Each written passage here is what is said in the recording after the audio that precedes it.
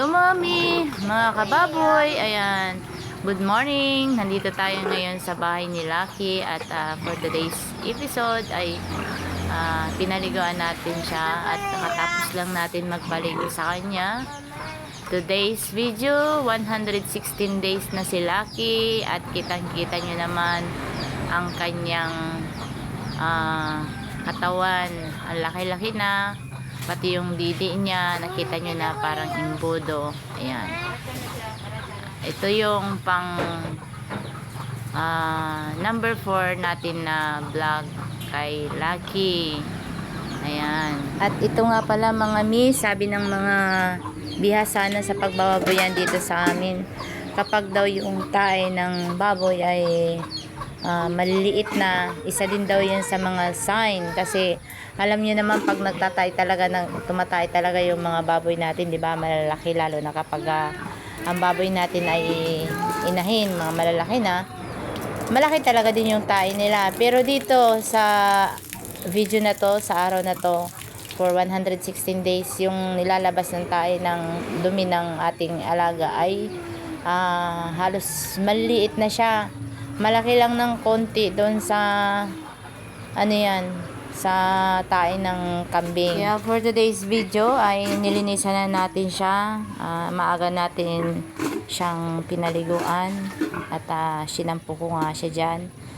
Then pagkatapos kong pinaliguan, pinunasan ko siya para hindi pasukin ng lamig ang baboy, para iwas sa lagnat. At sa ngayon, ino-observe ko siya, tahimik pa naman siya ngayon. Wala pa naman siyang sign na pagkukutkot ng mga bamboo or kaya yung simento, hindi niya pa naman kinukutkot. Kasi sabi ng mga dalubhasa na nag-aalaga ng baboy, kapag daw malalapit na mga anak at ang baboy nagli-liver na, ay magkakaroon daw siya ng kakaibang mga galaw, gaya ng pagngangat-ngat ng mga mga wall or kaya yung pagkukudgud ng flooring, ganon. Then masyado ng maligalig yung baboy. Pero for today's video, hindi pa naman siya ganon. Dahil nga first time tayo nag-aalaga, medyo tayo excited. Kaya maya't maya pupuntahan natin, pinupuntahan ko para i-check siya. Ito yung pang 116 days ni Lucky. Ayan, nakita niyo yung didi niya, malaki na yung pagkakaiba kahapon tsaka ngayon. Kahapon is 115 days. Episode number 3, mapapanood niyo yan sa story ni Lucky while na nag-aantay po tayo ng kanyang pong panganganak. Tingnan niyo yung mga didi niya, oh. Para na siyang tawag niyan, yung imbudo. Ganyan, siguro malapit na siyang manganak talaga. Ganyan na yung mukha ng kanyang tsaka parang iba na yung iyak niya. Wak wak wak. Tapos ayaw niya na magpahawak sa kanyang ulo. Hinahawakan ko siya, ayaw niya na magpahawak sa kanyang ulo. Nagagalit siya. Yan. Sinampuan natin siya kanina, tapos inanuhan ng towel nung naligo siya. Ayan. Yeah, fresh na yan si Lucky. Anytime pwede na siyang manganak. Ayan po yung itsura ng 116 days na buntis na baboy. Ayan, nag-aantay-antay na lang tayo sa kanya.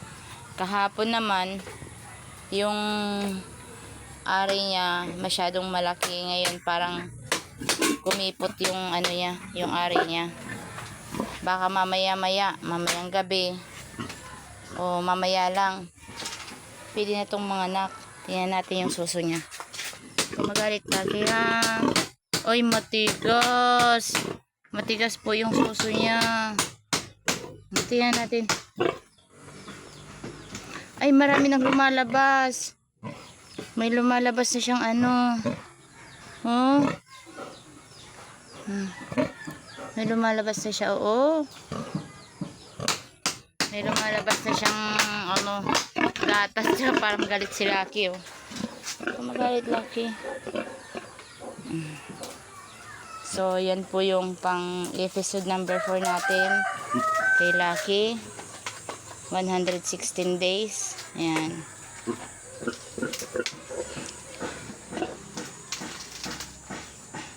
Kailangan daw hindi basa yung kanyang kanyang kulungan.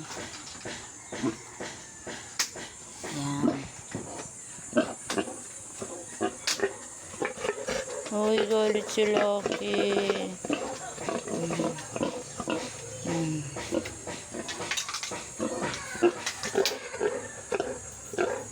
Okay lang yan.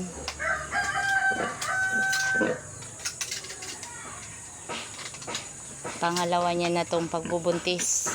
Yung una, hindi kami yung nag-alaga. At ito yung pangalawa. Kami talaga yung nag-alaga nito. Hanggang sa ngayon, mga anak na si Lucky. So guys, update ulit kami mamaya-maya kung may pagbabago kay Lucky. 116 days niya ng araw. Ayan. Sa kanyang pagbubuntis. Ayan. Baka mamaya mga anak na si Lucky. Ayan. Thank you guys for watching. Kung meron po kayong mga bagong magandang idea, ayan, comment down below na lang po. Kaya ng sinabi ko, sa mga bago pong nagpa-farming, kailangan mas mabuti yung may alam.